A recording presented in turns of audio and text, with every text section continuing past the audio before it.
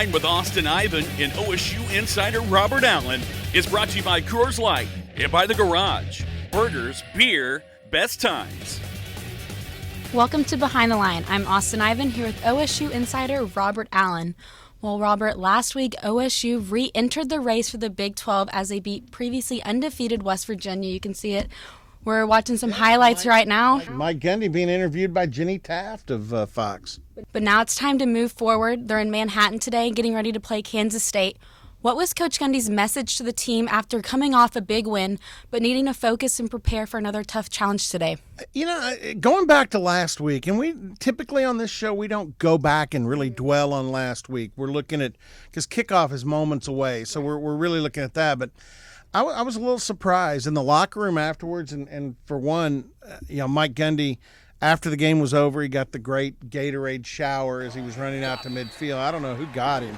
They got him good. Then before he even did the interview with Fox and did an interview with us on the Cowboy Network, he bolted toward where West Virginia's folks leave the field. He wanted to catch up with their defensive coordinator, Tony Gibson. And I think he probably said, you made us work pretty hard, because they did work extra on West Virginia in the preseason back in the spring. And he goes, I think you're really good at what you do. And he just wanted to give a guy credit that he thinks does a pretty good job.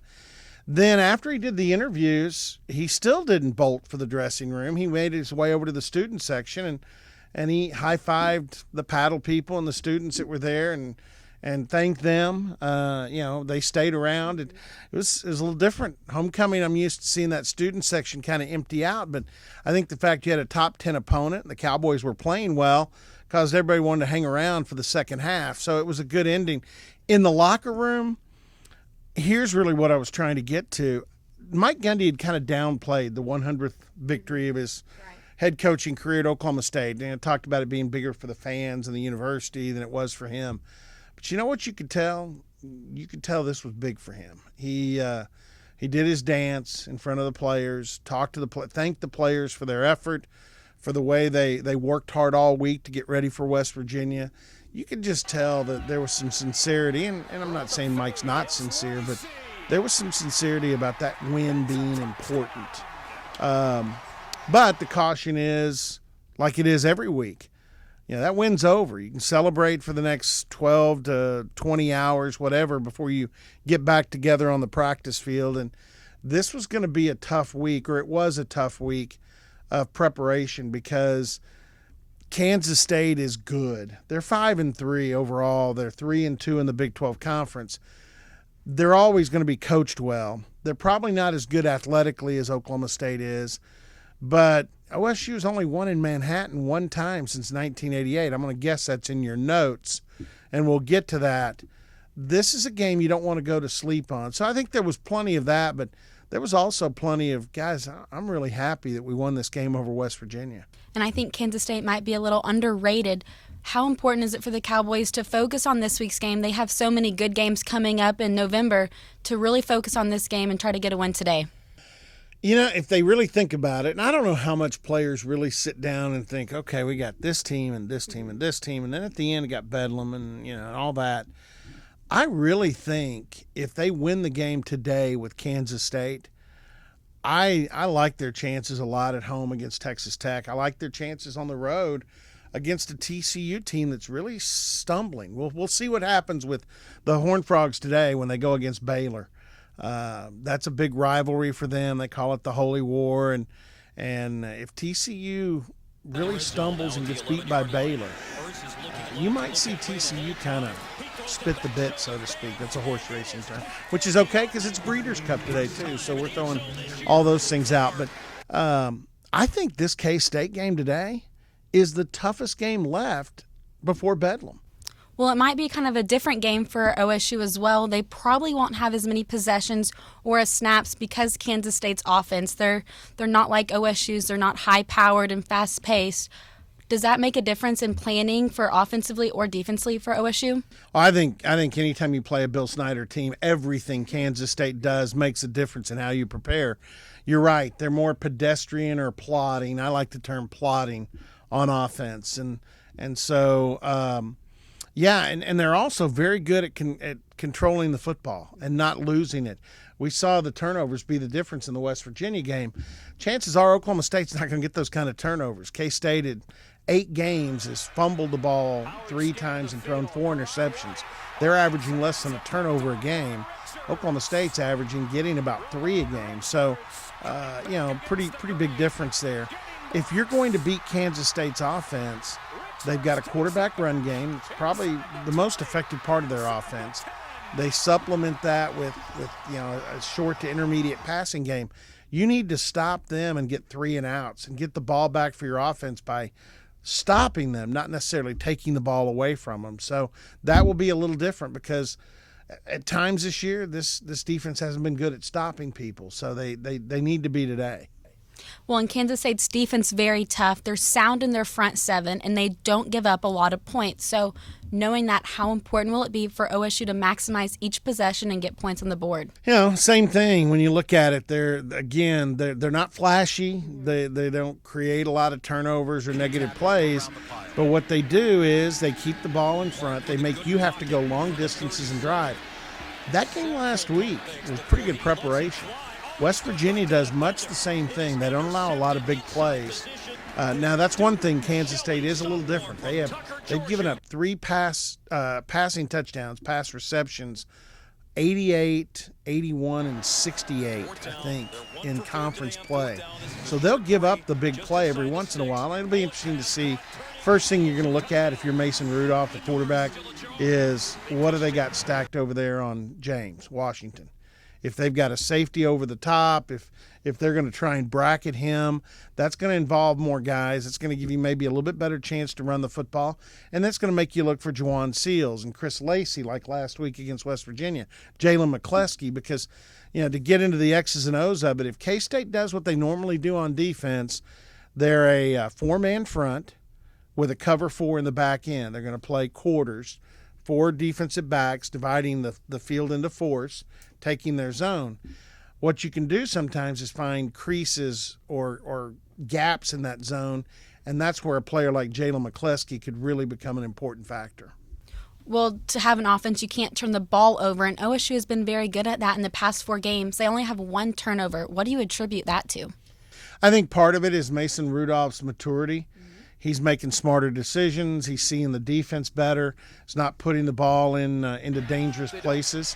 The other thing is, I think one of Mason's biggest problems, and it may have been one of the bigger turnover factors for Oklahoma State, has been sometimes Mason just didn't hold on to the ball well, whether he was being sacked or he was running, or whether he was throwing, and he just, in his throwing motion, he'd lose the football. He's paid a lot closer attention to that. The running backs do a good job. Marcus Arroyo, the running backs coach, does a great job of drilling the running backs on ball security. They have a nice little tool. It's a football that's got a rope tied to it, and then the coach, in this case Marcus Arroyo, has a handle. Kind of looks like one of those nunchuck type wood pieces, and he can just pull and twist and I mean it's really a neat little tool to help running backs hang on to the football. I think they've even done a little bit of that with Mason Rudolph too, trying to just keep him to teach him to be stronger with the ball. Well, you said running backs. Kansas State's defense, especially up front, is very sound. Will you see any different approach for the running backs this game? Well, I don't think Oklahoma State's going to change their stripes. I don't think they're going to change what they do necessarily. Again, I think the biggest factor, you're going to get what you get from their defensive line. They're going to be gap sound, which means they're not going to run outside their gap. They're going to stay in the area they're supposed to stay in. Which is another reason they probably don't get a whole lot of sacks. They're not ultra aggressive. They just don't want you to have an open area to go, with the football. But here's the deal. If they do play in the secondary and they shade to James Washington, that will create some openings behind that line. And if you do a good job blocking the front, now you get into the second and third level and they're all concerned about James Washington. There's a lot of open field to run in, but I don't think there's anything you can do about their front except one thing: block them. All right. Well, for the defensive side of the ball now for OSU, they've been very good in the 4th quarter. They've only given up 30 points this season. What do you attribute that stat to? I think it's growing up. I think it's getting better during the course of the season. I thought this defense was going to be that good to begin with. And I've had to apologize to some people. Hey, because you go back and look at the Central Michigan game. They didn't play as sharp as I thought they could.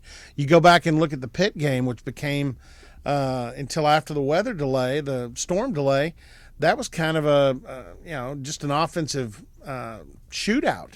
You look at Baylor, that was maybe the worst in the big play category, getting beat, the corners on double moves. I just attribute to the fact that they've paid attention to the mistakes they've made, they've corrected them, and they're getting better. For instance, last week, I thought the coverage on West Virginia's receivers was outstanding, and it was something that really handcuffed Dana Holgerson and his coaching staff and their quarterback in what they were able to do. Well, when Coach Gundy talked about the defense, he said 4 years ago they changed the number of scholarships that they give the defensive side of the ball, and he said that's really helped. They have more depth now, and they're able to rotate a lot of guys in. When he did that, did you think it was going to make this much of a difference? Well, I hoped, and here's the deal. I think the biggest difference it's made is in the defensive line. Defensive linemen get tired more than any other position because they're going up against big, strong guys on the offensive line. They've got to use their lower body to get push every play, so those legs wear down. And when your legs wear down, your quickness goes away, your strength goes away. It becomes real easy to get blocked. But if you can keep guys coming in with fresh legs, which they've been able to do, especially at the defensive tackle position, now Vincent Taylor, who was the Big 12 Defensive Player of the Week. Right. Now he's better. The snaps he's in there for, he's fresher, he's better. Then you bring in a DQ Osborne or a Damian Davis or Eric Davis or Darian Daniels behind him. Those guys are fresh too. So again, I think the extra players, sure, I think it makes a big difference.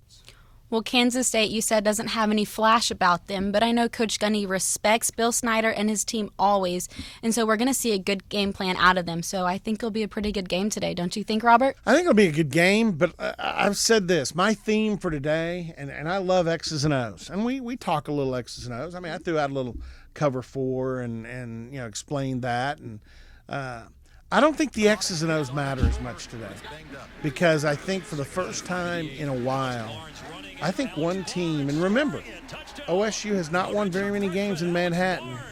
K-State hasn't won a whole lot in Stillwater. But I think for the first time in a while, there's a decided athletic advantage, talent advantage, speed, strength, and it's in Oklahoma State's favor. And I haven't always felt that way. So if the X's and O's don't matter as much today, then the other factor that decides games is who's faster, stronger, and more athletic, and I think that's in Oklahoma State's corner. So we'll see if it plays out that way, or maybe if the old man, the old gray beard, he's not a beard, doesn't have a beard, the old gray-haired Bill Snyder comes up with some plans the Cowboys don't have an answer for. I think he'll have to do that if they're going to win today. Do you have any idea what that would be? No, I mean, again, here's the other thing about Kansas State. They don't change much. They don't do a lot of crazy stuff. They're striving each week to get better at the things they do. In this case, quarterback run play. They're going to run a lot of zone read with their quarterback Jesse Ertz. Byron Pringle's their biggest weapon on the outside. He's a junior college player that I kind of think has hit a little bit of a junior college wall. So, I mean, we'll see if they're effective. The other thing is they're always really sound in special teams. They're not going to make a lot of mistakes. They're not going to let you get a kickoff return for a touchdown or a punt return. They're going to be very sound at that. And then we talked about their defense, not being flashy, but just being good enough that they don't let you get a big play or get a lot of have a lot of success in any particular area. The difference in that, though, is if everybody's doing what they're supposed to, and there's somebody that's a whole lot better, athletically gifted, doing what they're doing, the athleticism will turn out and show up. That's kind of what I'm looking for today. We'll see. But, again, maybe Bill Snyder does surprise everybody. Well, kickoff is at 2:30. Thanks for watching this edition of Behind the Line. Austin Ivan with Robert Allen. Join Austin Ivan and Robert Allen each week on the Franchise Pregame Football Show as they take you behind the line of OSU football.